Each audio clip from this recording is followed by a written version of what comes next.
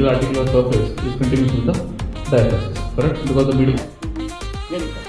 For a simple reason that when you look in arthroscopy or when you look at the MRI,